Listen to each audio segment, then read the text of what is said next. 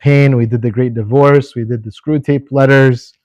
We did the Pilgrim's Regress. We did quite a few of C.S. Lewis's texts. But out of the corpus, or the total writings of C.S. Lewis, it's arguably the most popular one is Mere Christianity. Has anyone read Mere Christianity? So I could see a lot of hands going up, and a lot of this will be very familiar to you. If you haven't read it, this will be a good introduction. I hope I could do this maybe in 4 talks. The book, if you remember, is divided into 4 books, actually. And I'll talk a little bit about that. But this is a classic text. What makes it so important for modern readers is it was written in a very simple way for ordinary people that don't know specialized theological religious language. So he's speaking very casually about very big topics. So that's the beauty of this text. So what's the background of Mere Christianity? I got this from the preface in the book. You should know that this was so popular that around the time of World War II, in the 40s, they requested that C.S. Lewis go on a BBC radio talk show, and he gave many of these as radio talk shows before they were even transcribed and written down. So this is really important. He was actually called and commissioned to do such a thing during such a turbulent time in world history, and that says volumes. It says a lot that they would put someone like that on the radio to give people guidance, comfort, direction, and so on. It's a confusing time, right? So that's where we have these 3 dates. 1942, he had what we call the broadcast talks. 1943, Christian behavior. 1944, Beyond Personality, which is his part of the book that talks about morals. And I just wanted to share with you these 2 important quotes from the preface, where he says, I'm not trying to talk about denominations such as Anglican and Presbyterian. So when we talk about like this subject of Christianity, you know, if someone tells you, so, oh, are you like Orthodox? You're like, yeah. So the Orthodox Church in the year 451 was the first great split in the church, and then in 1054 there was another split, and you go through like this whole explanation of denominations and church history, and it's like really almost like a sad story to share. Why? Because people are like, I need just Christianity. Tell me what Christianity is. I'm not too interested in knowing so much about the history right now, because that's for the specialists, the theologians, the people that are, you know, you would say are very much involved in church. They will know the dates, and they'll know the reasons for the divisions and splits and so on. So it tells us a lot about how to even approach the subject of introducing Christianity to someone. By the way, I actually use this as an approach in my lectures at the university. I'm not assuming people are gonna understand, well, the Bible says open to the book of Genesis, and you start talking to them from the Bible. What Lewis does masterfully is that he meets people where they are. And the reason for that is Lewis is someone that could relate with the masses, because he was a atheist. He was someone that understood exactly what it meant to be one of those people that had no religion, right? So he's so talented in that, and he was capable of doing that. By the way, if you remember when we covered Lewis a couple years ago, I went through his like biography and his life story, and he had a Protestant or Anglican Irish background, but then he lost his faith and then he regained it. Okay, so he doesn't have, say, like a Catholic background or one of those more what we would call high church backgrounds. He was Anglican, and even as an Anglican, Many times people said he's Orthodox and he doesn't even know it, right? So he was so good at his interpretation and understanding of the ancient church fathers and so on, that to him, I don't know if the denominational argument or problem was a problem for him. Okay? Now, that might sound very different for us because we're very big on that stuff, and it's like, and for a good reason. We have to be, and we should be. But for people, for the masses, for the public, this is great work. Why? Because you're getting people to just accept Christianity in general, and then from there they could navigate. And he says it clearly in the text. I'm not trying to convert anybody. I'm not trying to convert anyone. And that's a good disclaimer to make with people. You could kind of learn from Lewis as he's talking here.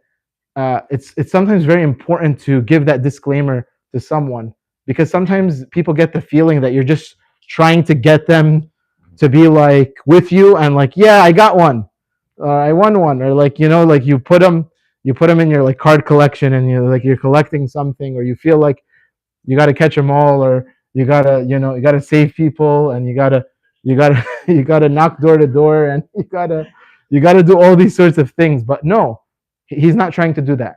And this is what he calls it. He uses this allegory, the hall of rooms. He's basically trying to say, I want to show you the beauty of Christianity, and I want to show you the banquet hall, and I want to show you what all the rooms and the doors are. He's trying to create for the person that's encountering Christ and Christianity. By the way, there's this very nice book that I'll talk to you guys about one day. It's called Churchianity versus Christianity. Have you heard of this term, Churchianity? A lot of us practice Churchianity. Churchianity is different than Christianity. Oh, well, it sounds like, hold on, the church and Christ are what? One. And that's what it should be, but we've separated them.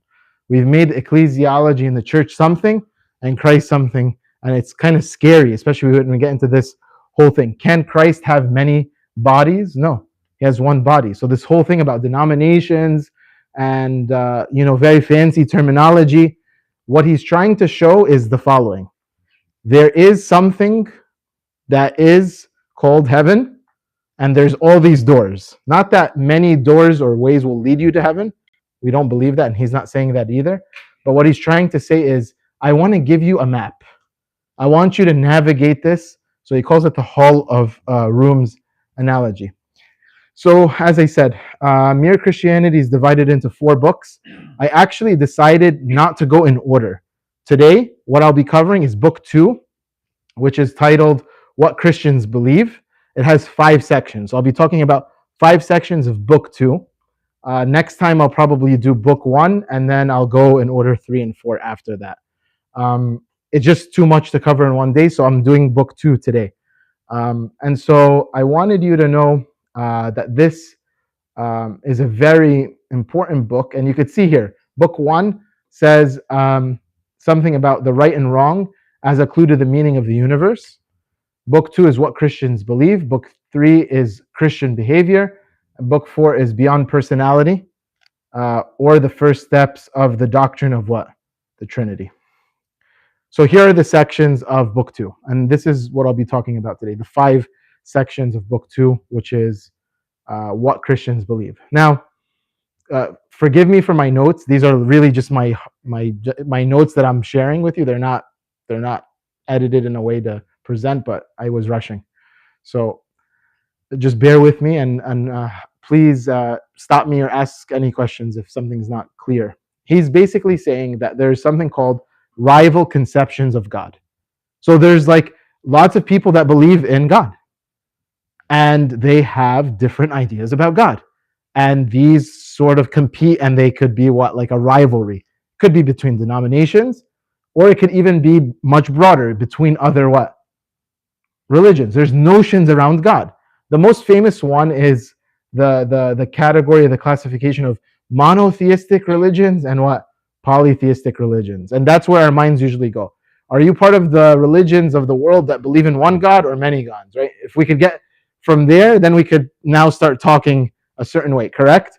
If I'm talking to someone and they're like, well, there's many gods, and I'm saying, no, there's one God, there's already a gap there, right? So he's trying to establish this rival conceptions of God. So what Christians do not believe is that all other religions are wrong. This is such a very important point to start off with. A lot of times we come at it with the thought, I'm right, you're wrong. It's black, it's white. But when you meet someone with this idea, he's saying what? Christians do not believe that all other religions are what? Wrong. That they have some what? Truth. That's really important. That is, that all other religions are wrong all the way through. That's what he's saying. He's saying there are religions that talk like that, and that's the rhetoric, but Christians do not, or should not at least, behave in such a way because, for example, you could find a Buddhist doing some great ascetic practices like fasting, right? And that's something that's really beneficial and useful for self-control, or they may be doing it for another reason, right? But what I'm trying to say is they are practicing something that I'm trying to practice. What? There's truth to it. They're doing better than I am in that, for example. So he's saying you could give credit to where to others where it's due, essentially. So that is, if you are an atheist, right, you do have to believe, and this is where he's saying, look, this is where we differ. Atheists do have to believe that all other religions are what? Wrong. An atheist can't say you have part of the truth or you have a seed of the truth. No. So if we say someone is completely wrong, we're just like who? Atheists. But if we say you have a part of the truth, now we're in this right what direction that Lewis is sort of drawing for us. So as a Christian, you can believe others have part of the truth. Actually, this is such an old church idea. This is not something that Lewis is coming up with. It's called seeds of truth. One of the fathers, his name is Justin Martyr. He coined the term called spermatikos logos. Spermatikos means seed, right? Logos means truth or word.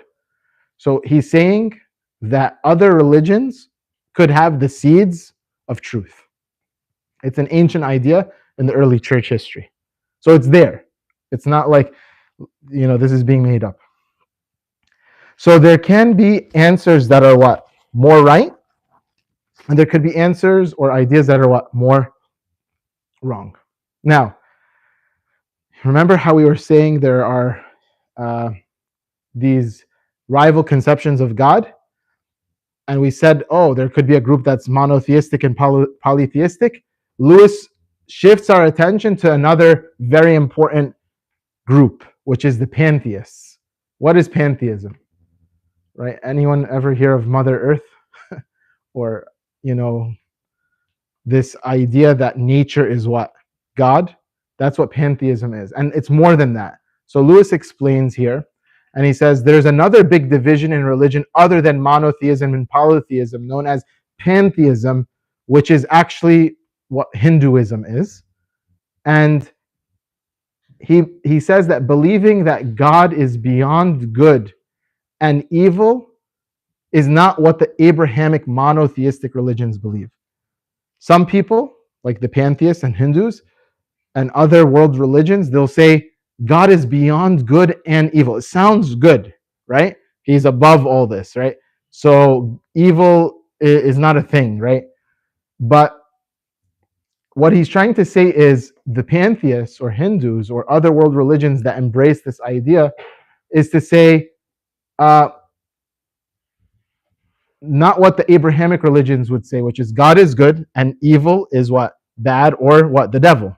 You could never say, well, God is evil or that the devil is what? God, right? You can't confuse these things. They have to be clear.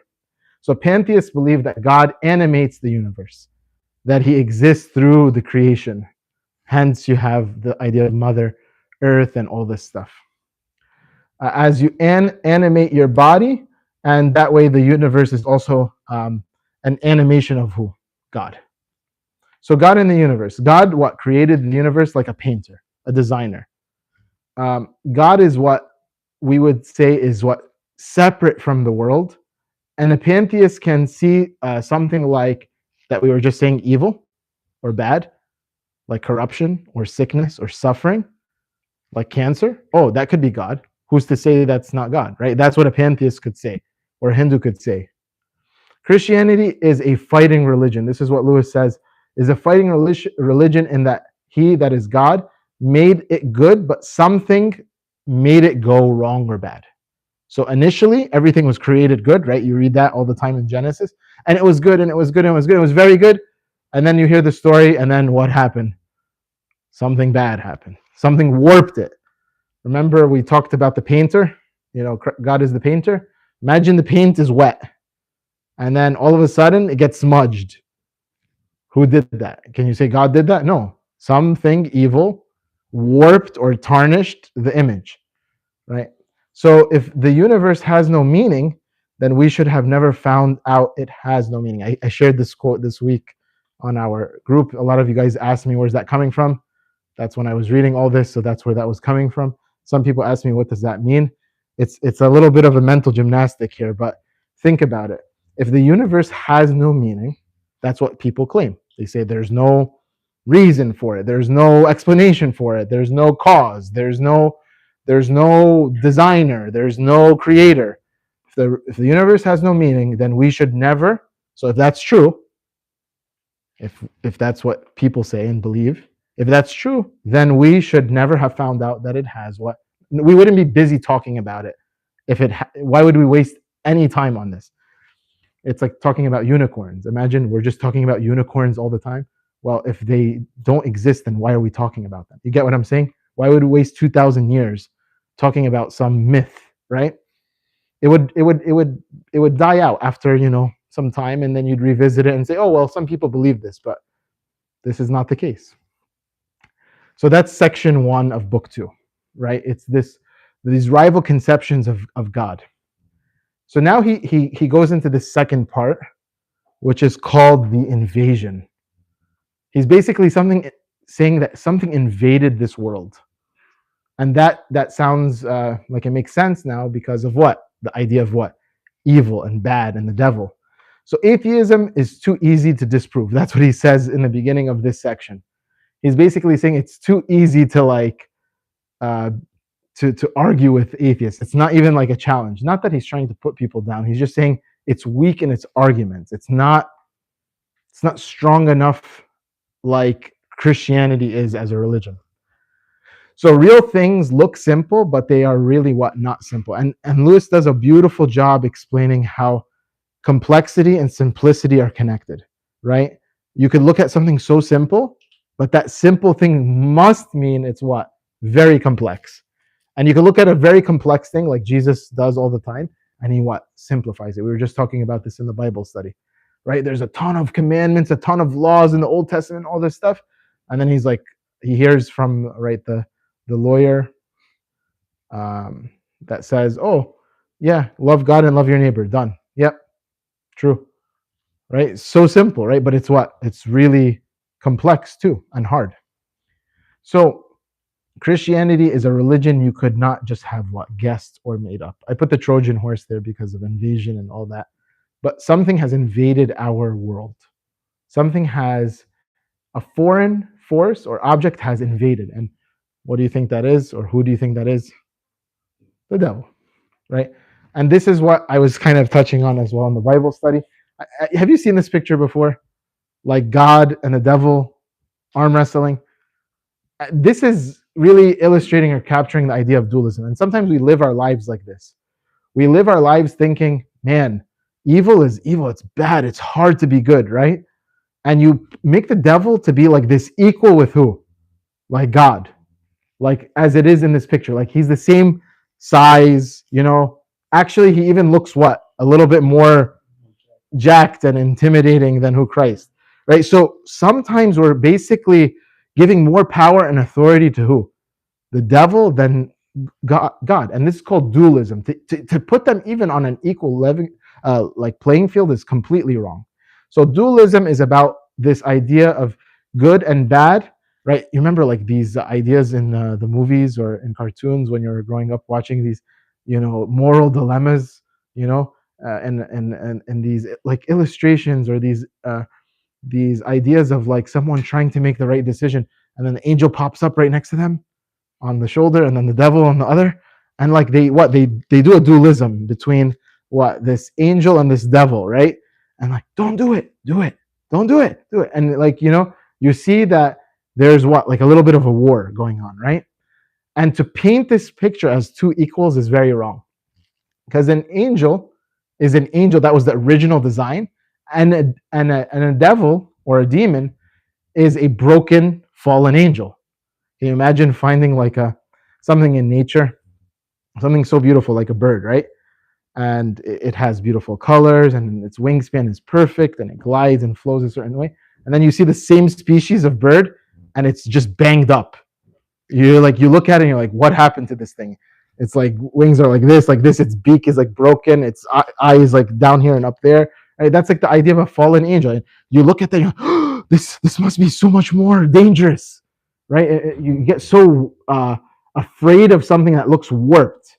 It makes you feel like it commands attention, and oh, this looks more dangerous. It's so banged up, right? Even with human beings, sometimes people look rough, right? And you're like so afraid of them, right? And stuff like that.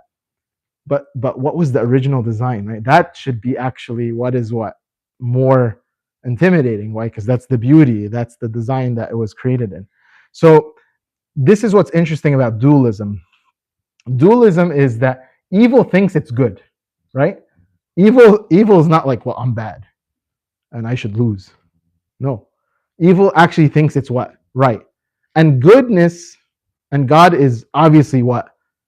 Just it is what it is. It doesn't even think about the other thing. It's not even it's not even close to what that is, because it's the absence of what goodness is, right? So badness, he says, is what? Spoiled goodness. The devil is a fallen angel, and evil is not an original thing. It is a warped thing. So in the New Testament, there's a lot of talk about the dark spirit behind the universe, and that it was something good, but it fell. Remember, there's something called the prince of the air, or the prince of this world. That's who? The devil. In the story of Job, when the devil comes into the presence of God, remember how he says, where do you come from? And he says, to and fro from the earth. And the New Testament says the devil is like what? A roaring lion, seeking whom he may devour. So it's like he's a beast. He's trying to consume and destroy. And there's an invasion. There's a war. There's no peace. There's conflict. There's a problem. Something is warping and something is damaging the original design of things. Something is among us that is causing havoc, causing problems. So it's called the invasion. I put the civil war there. Why? Because that's what Lewis calls it. Notice how he's so easy to understand. He's speaking in terms that people would understand so well. So it's very convincing and getting people to come to the awareness here of what spiritual warfare even looks like in the first place. So he's saying that we are living in what looks or what is like a civil war or a rebellion in an enemy-occupied territory. Something landed in disguise to sabotage the whole thing. Something has crept in. Something is there to spoil that which is good. Something is there that's trying to destroy us. And the appearance of the devil here is what? Irrelevant. A lot of times we read the screw tape letters and all that, and it's not about a devil with two horns and a tail, right? Because sometimes we're so like, oh, there's the devil. Like, no, the devil is not just a scary looking thing. The devil is also the bad deeds that we do. He manifests him like that's scary when we see sin, right? Or we should see that's foreign. That's something that's not what God intended. So now we have this part called the shocking alternative, right? That's where we were saying that there's the prince of this world, right? And I think a lot of times about this robotic idea, right? Where's free will? Free will is part of being created in God's image and likeness. God is free. So the design of that should be that the human being is free, right? To do something voluntarily. It's known as free will. After the fall, angels have no more what? Free will. And even the devil, after the cross, has limits, even though he's prince of the air and the world. You know, I've explained it before. I don't know if you've heard me say this, but it's like he's what, tied to a post, the devil, and his chain is a certain length. So that gives the devil what? A certain parameter. If you enter into that parameter, you're going to get hurt. If you stay away, you should be fine. Yes, he might growl and intimidate and scare, but he cannot attack us if we're outside of that. So we are free to be good or free to be bad. So he's saying that love is a worthwhile thing. And a lot of times we have, again, a skewed image of what love is because we think romantic love. Romantic love, okay, yeah, people have relationships and they want to fall in love and all that stuff. But love is a very different thing according to like the design of God. God is what? Giving himself, and he's creating us out of an overflow of love, and we're a byproduct of God's love. So this is an amazing thing to reflect on. And for people to say that humans are depraved, you know, have you heard this before? Human depravity, that there's nothing good about a human being. You know, this is most on full display, I think, a lot of times in Islam. Not to pick on Islam, but there's nothing good about the human body, essentially. Everything about it is dirty and broken, and that's why they have a whole problem with the incarnation. Why? Because they can't even accept the human bodily, the natural functions, and impose that on God. They would say that's a blasphemy. That would be wild to even imagine. But who's saying that we have to imagine this or that? That's not the point. The point is human depravity can make people think that there's nothing good. There's no love. It's all hate. It's all evil, right? So there's nothing good to the human being. So where did humans go wrong? I'm almost done. I know that we might be feeling like this. It's a lot, and I'll give time for questions and discussion at the end here. But it's a good question he poses in this book too. In this fourth section here, he basically says by putting ourselves first. Remember, wanting your own desires, wanting to know something about. That's, you see, he didn't say to them, so you know, when the fall happened, I put the picture of Adam and Eve there, of course, because we know we should know this story. But he's basically saying it in layman's terms. Where did we go wrong? What happened to humans? Humans put themselves first, and that's where everything goes what? Wrong. So profound, so simple, straight to the point. And that's actually what happened to the devil as well, right? That you could also be your own master outside of God. That's the other idea. That you could be in control and you could be the ruler and master of your life. You don't need God. You could be a God. That's the two things that happened to us as humans, right? We created all these problems. We created slavery, prostitution, wars, money, and so on. He uses the car analogy. I like this a lot. What do cars run on? Gas. Well, they used to, right? Now it's gas and electric, and I don't know, I think they're working on something else. What's the point here? It has to be compatible with what that engine is designed to run. A human being, big question. What were we designed to run on? It's such a big question. If someone could answer that, if we could get someone to think about this, or we could think about this for ourselves, it would change our lives. Human being was designed to run on God. Designed to run on God. God created us to run on him. So again, another question. So why do evil rule? Why are good things happening to bad people and bad things happening to good people? And why isn't there prosperity? And why isn't there fairness? We were just reading Matthew chapter 5, right? And it says at the end of that chapter, he allows the sun, the sun, to shine and the rain to rain on the righteous and what? The wicked. It's not like, oh, you are bad, so you don't get the sun today. You're bad, so I'm going to let it rain just on these people here. Their crops are going to grow and they're going to have food today. You're not doing good. Bad, right? No, God is He's gracious to us even when we were what? Undeserving and not good. So for us to fall into this temptation to think that we're being treated like poorly is such a deception. No, we're already being overly treated all the time, right? So we should never fall into this trap of thinking, man, I should just do whatever I want. It seems to be working for everybody else, you know? How come everyone else is having fun and getting away with everything? Actually, C.S. Lewis and another, do you guys remember this part in the book? For those that you've read the book, uh, someone said, what is God like? They asked a schoolboy. Do you remember this story in the book? This is at another part of the book. He says, so C.S. Lewis is asking or giving an example of what this is like. He says, a schoolboy is being asked, what's God like? So the schoolboy answers, God is looking for people that are having a good time and having fun and telling them, don't have fun. He's a party pooper. That's what a pedestrian level thinking of God would be, right? Right? I just want to live my life. I want to have fun.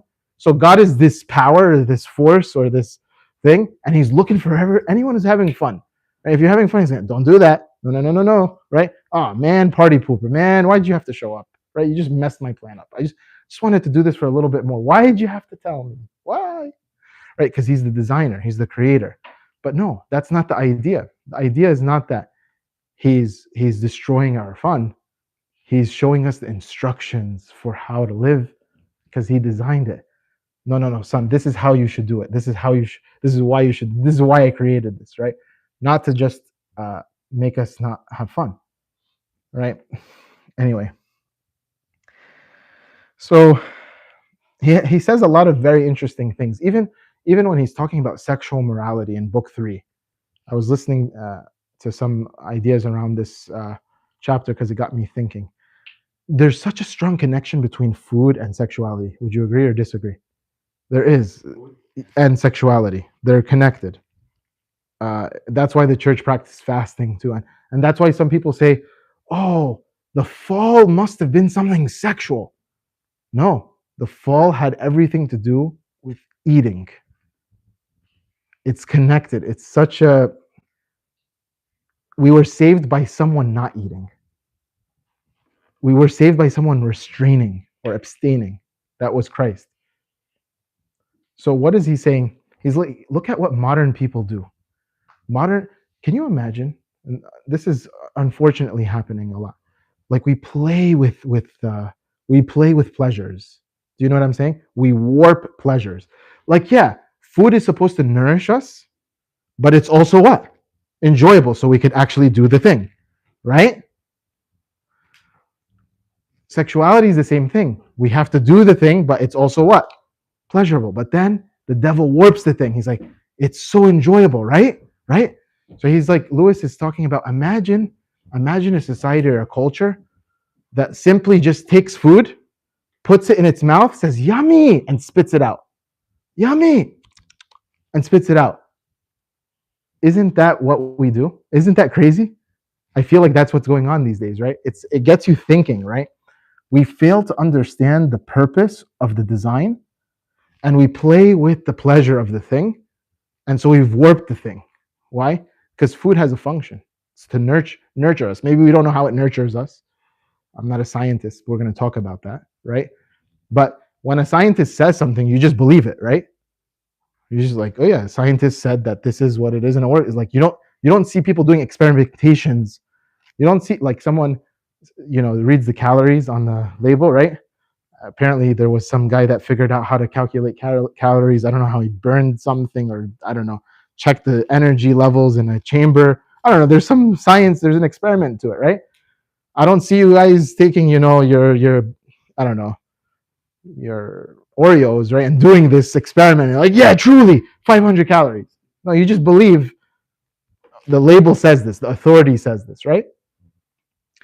So This is what's most shocking about this whole story about Christianity. That God gave us a conscience. He gave us, notice he's not using what? The Holy Spirit. He's using what? Something universal, human conscience, which is the Holy Spirit. To what? Know right from wrong. And he chose people. He chose his own people. He's talking about the Jews. And he gave them everything, right? And he tried to teach them how to live. And one of their own said, that is Jesus, I am God. Right? And this is what Lewis says, and this is such, I think, a pivotal moment. Like for someone that's trying to like wrap their head around this whole story of Christianity, this must have been the most shocking thing proclaimed by a human mouth in all of history. Can you imagine? Have all these people that have existed for 2,000 years, for someone to say, yes, I'm the Son of God, or like I'm abbreviating it or making it so simple, but it's the most shocking and most ridiculous thing someone could say. You've heard this before. Lewis said, this man is either God, a lunatic, or the devil. It's either 1, 2, or 3. It's such a strong argument. Either this guy is truly God, this guy is crazy, or this guy is the devil. You gotta like, you got a 33 bar chance to get this right. He's like, this is the biggest gamble of your life. You either choose this, or this. And that's oversimplifying it, but it's alarming. And it really forces people to make a decision to examine this. Examine it well. I mean, yeah, people did believe he was crazy. And then other people called him a blasphemer. Yeah. But then a lot of people said this is truly the Son of God. All right, so Son of God and the Son of Man. Sorry, I have a lot of typos here. Also, the claim to forgive sins. This is such a radical teaching. He's saying, I forgive men their trespasses and their sins, as if everything that was offensive to everyone else offended him. He made everyone else's who would do that? Who would make everybody else's problem his own? Have you met someone like this before? Walking around just trying to take everyone's shame and guilt and problems. It's as if you did it to me. Must be a crazy person or a deceiver, or who? The Son of God. In these 2 points, very strong points. To say that he's God and to also say that he forgives sins. So, he's chiefly concerned with the offenses of all people. Lewis says he's the most unrivaled character in all of human history. No one rivals him in these 2 points. No one comes close to it. So accepting Jesus just as a great moral teacher isn't enough. Either he is God, a lunatic, or the devil. All right, I'm almost done. 2 more sections. The perfect penitent. God has landed on this earth or this land to teach us that through his life, death, and resurrection, there is like a hope. Some think that he came only to suffer and to die, but Christ's death has made us right with God. He made amends for it. He paid the price. All Christians would agree on this. There you go. What is he saying? Here is the universal mere Christian belief. No Christian should disagree with that point. You see, that's how he also is winning so many people. He's speaking on 2 sides. What is accepted by every secular atheist person in a very casual way, and what is undisputably believed by all Christians. He brings these 2 worlds together and he talks to people. That's why he's so powerful in this. And this is what I was saying earlier, right? We're talking about authority, right? We can certainly eat a dinner without knowing how it nourishes us. It doesn't mean that we don't eat, right? Just because we don't know how medicine works doesn't mean we don't take it. And that's the formula. I'm going to end with this. Christ's death lets us off the hook. Christ's death frees us. So the process of surrendering and repenting and changing our life, unlearning the lies, unlearning the deception, unlearning all the things that we were maybe convinced on, and having willing submission is a kind of death, of our what? Will. We hand it over. I love so much these icons of the saints. When they pray, it's kind of, it doesn't look like the way we pray. We pray like this, right? Right? But when you see like the saints praying, you see them go like this. Actually, in the Armenian church, when they pray, they actually make it a point to go like this. What does that look like? I surrender. I yield to you. Sometimes when we do this, it's more like, what are you going to give me? Right? It's like, fill my hand, Lord. Right? But this is, I'm sorry, I'll do whatever you want. It's a different posture. It says something different. It means something different. Our posture matters. Our position, your body language says something to God. So, God is helping us put a little bit of Himself back into our lives. And God is both God and man. He took what is ours, gave us what is His. He paid us. He paid our debts. And some will argue, "Oh, it must have been so easy for God to pay the debts." And this is also very important to discuss, just for maybe a few minutes. It was probably the most hard thing. Why? Because He was the truly glorious one. So He had everything to sacrifice. When you and I sacrifice something, we're sacrificing from nothingness. We're sacrificing from something that wasn't even ours. He is the author of the thing. So for Him to give that up is a huge sacrifice. So for anyone to say, "Oh, it must have been easy for God to do that," how is that easy? He's the all-powerful, the Almighty. He's born in a manger. He lives a very hard life. He dies in the fashion of the cross. This is not easy. And He felt it all, bodily, emotionally, psychologically, right? Everything. I hunger, I thirst, right? He felt the pain. And He carried what? The sins of the entire world. Right? We were just talking about this also in the Bible study. It's a righteous thing to what?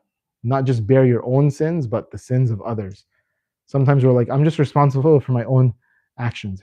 If I'm not hurting anybody, I'm okay, I'm good. I could hurt myself. No, the Christian way is way more elevated. We're in relation to one another. We're in communion with one another. What I decide to do has an impact to my brother and my sister. We live in communion, connection. We're one body. So that's what I have on an introduction for C.S. Lewis's Mere Christianity. It was book 2 pretty much that I went through, but I'm open to hearing any questions or comments, and God willing, we'll do a few more of these and get through the book. But if you can, try to read alongside these lectures, and I think you'll get the most out of it.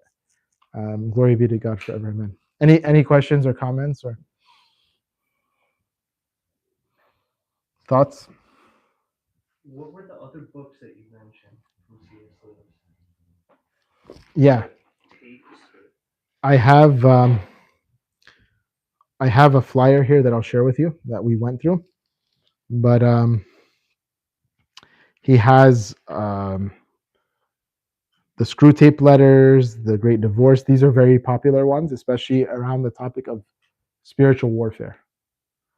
But I'll share it with you now. You're welcome. Any other questions or comments?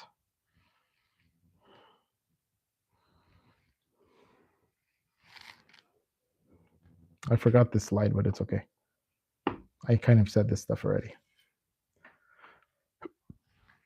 You guys are quiet today. Either I'm crazy. I have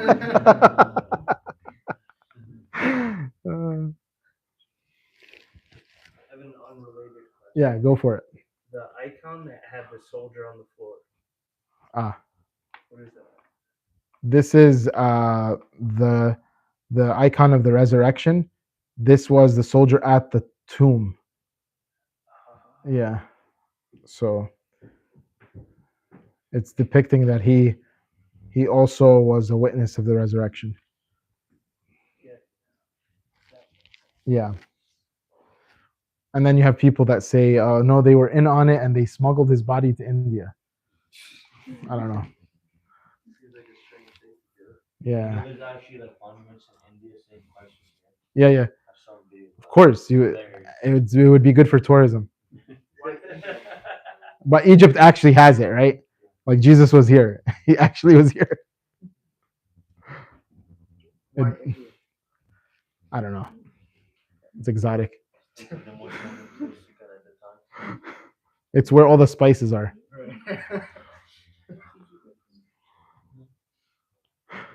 I don't know. I wish I knew, but you guys are so quiet today. But thank you so much. My pleasure. She saw me working on this all day.